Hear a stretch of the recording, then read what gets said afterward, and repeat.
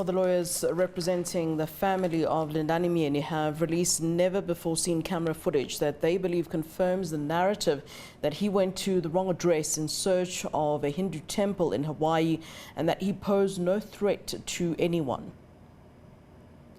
Myeni was shot by U.S. police responding to a 911 call of an alleged burglary in progress at a residential rental property in Honolulu. The footage released is from the doorbell camera positioned at the front of the residence, while hours of police body cam video was also released by Honolulu Police Department under court order.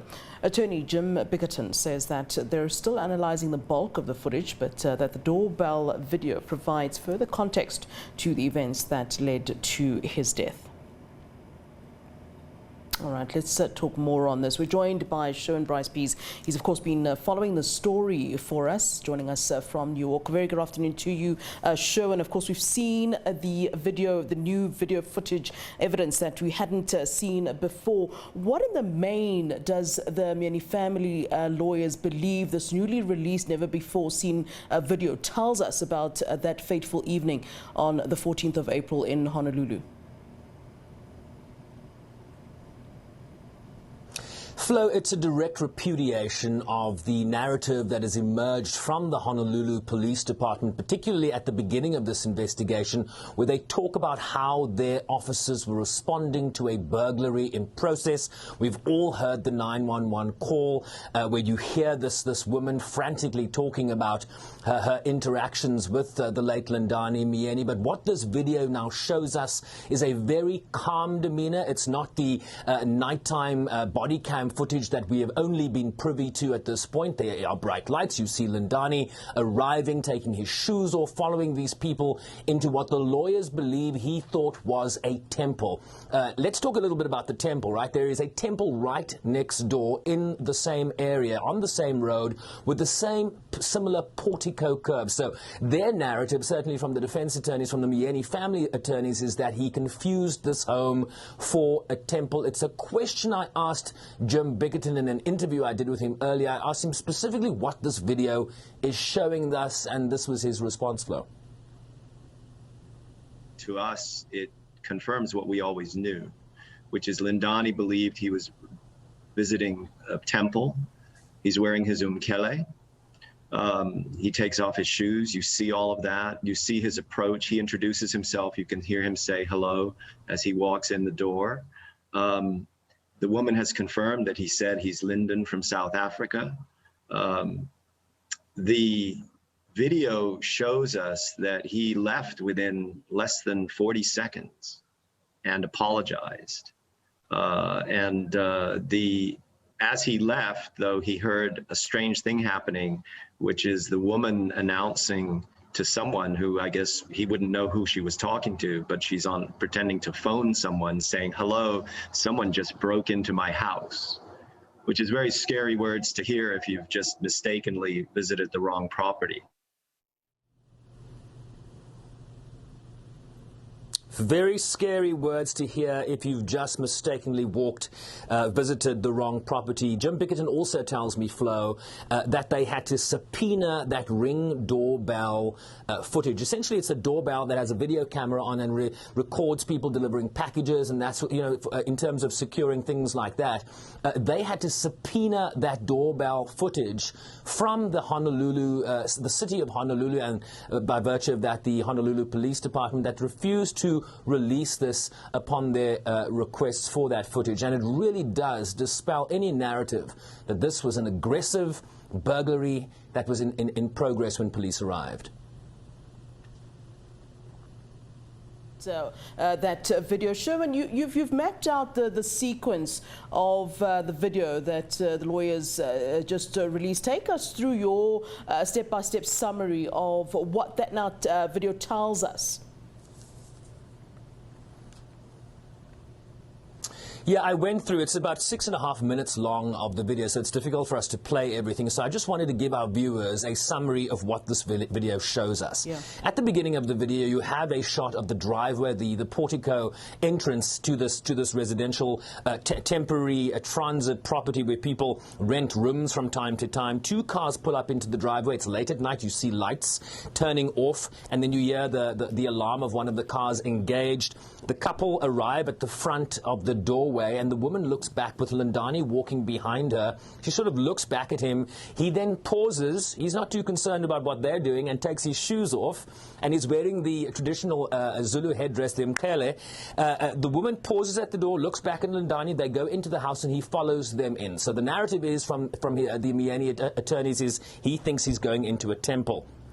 You hear some background talking. They're now engaging. They're talking about something. You can't hear what they're saying. The woman then pretends to make a fake 911 call to the police where she says, someone has just broken into my house.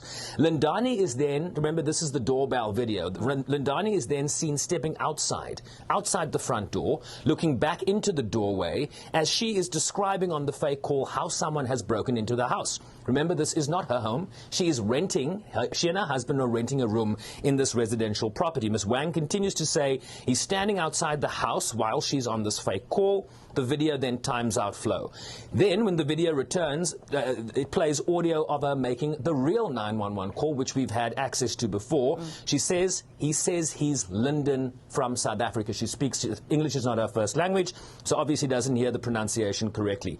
She tells the 911 dispatcher that she doesn't know if Lindani knows the owner of the property because, you know, he kind of walked in. They're confused as well. The front foyer of the house resembles that of a hotel. There is a kitchen to the side, and I'm sure you've seen some hotels where there are kitchens on the side. So Lindani, from our understanding, does not move anywhere into the house beyond the foyer or standing outside the front door.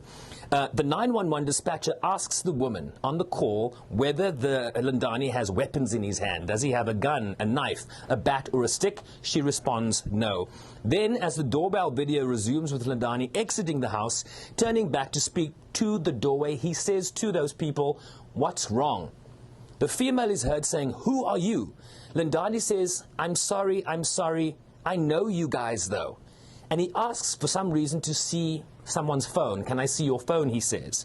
Ms. Wang says to the operator, "He tried to go outside, I don't know." After a few moments, Lindani exits the house, puts his shoes back on, but not properly. He's walking on the back of them like flip-flops. Yeah. Back to his car. He looks back one more time and says, "Sorry," and waves his hand. The woman then steps outside, so Lindani is going back to his car in the driveway to leave. At this point, Flo, this woman is getting more frantic, more terrified, as if she's been accosted or attacked. And at that point, the police arrive. She then yells at the police and says, that's him, very accusatory. The police then say to him, handgun drawn, mag light in his face, get down, get down. Lindani then can be heard on this new body cam footage saying, "Who are you? Who are you?" Shots. And the last thing you hear on the video is police. Yeah.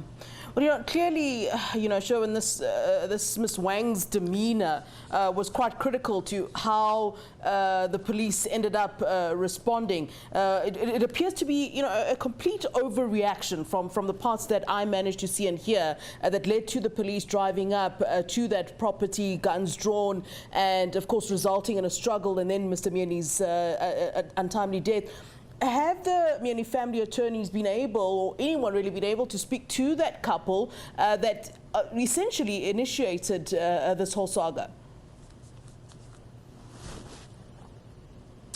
They have been able to speak to the couple, Flo, but they certainly didn't want to provide too much information because, as you know, there is a wrongful death lawsuit that has been filed against the Honolulu Police Department. It is a question I asked Jim Bickerton, but he is very focused on the fact that the police did not announce themselves before engaging with Lindani Myeni. This was Jim Bickerton's response on that score. Let's watch.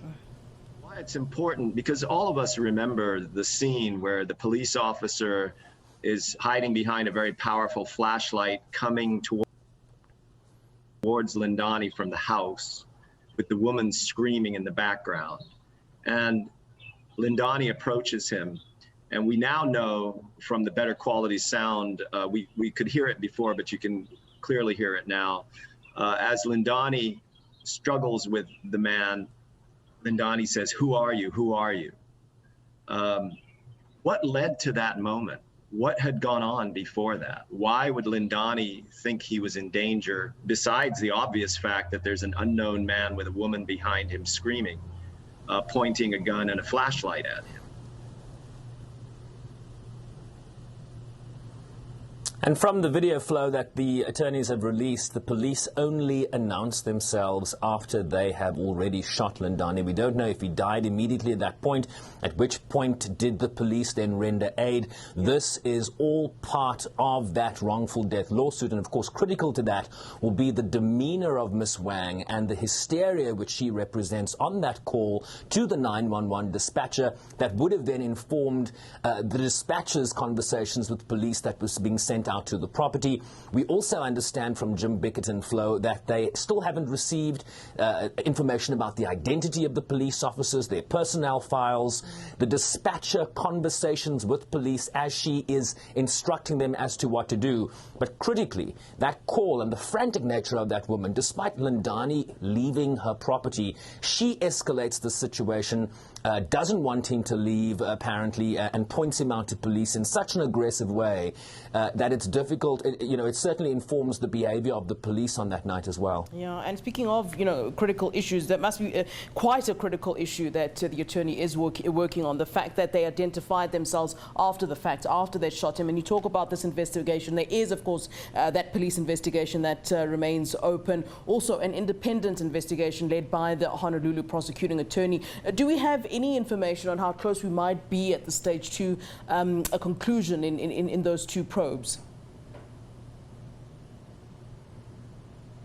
Yeah, it's great to just remind viewers that there are three elements ongoing here. You have a wrongful death lawsuit, so you have the attorneys doing their own investigation, subpoenaing their own documents, trying to piece this together by themselves, because they do not themselves have access to the police department's investigation or the Honolulu prosecuting attorney Steve Elm's independent investigation, and neither of those two investigations are revealing anything until they have concluded. We don't know at what stage the HPD investigation is. Steve Elm has indicated, that's the attorney in Honolulu, the prosecuting attorney, that he hopes to conclude his investigation by July 15th. So that's an indication of a possible timeline. Of course, that could change.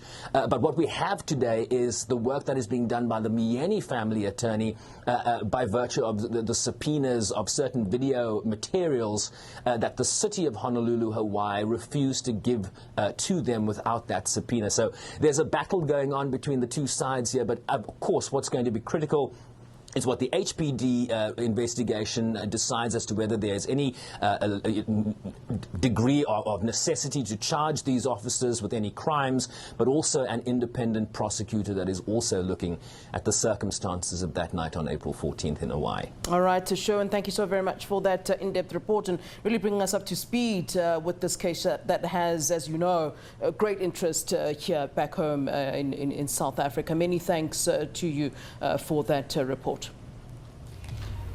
All right, that's Sherwin Bryce-Pease for us in New York, bringing us up to speed, of course, with that case of the wrongful death of Lindani Myeni. Of course, more evidence coming out that it really was a mistake. He was not trying to break into the house. You saw the video footage there.